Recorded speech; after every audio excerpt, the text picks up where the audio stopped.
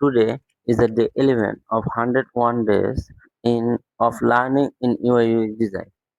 তো আমি আজকে থেকে একটা জিনিস ডিসাইড করছি বা চিন্তা করছি, নেক্সট ১০ দিন আমি হচ্ছে যখন পিসিতে বসবো, আ আমি হচ্ছে আ ৩ টাইমে পিসিতে বসি।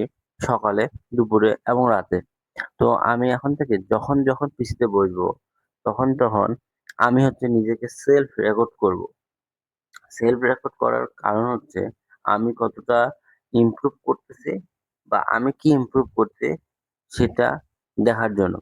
এবং আমি চাই আমার ইমপ্রুভমেন্ট প্রতিদিন ১% করে ইমপ্রুভ হোক।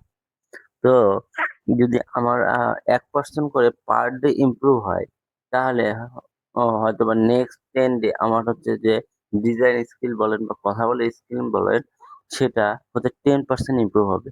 সো আ দেখা যাক আমি দিনে ৩ টা ভিডিও রেকর্ড করতে পারি কিনা, বা ৩ টা Instagram বা YouTube এ দিতে পারি কিনা। এর মধ্যেও আরেকটা জিনিস বলে রাখি যে YouTube এ আমার নতুন ভিডিও আপলোড করছি, যেখানে আপনি আমি যে কেস স্টাডি যেটা করতেছি সেটা আপনি দেখতে পারবেন। Thank you.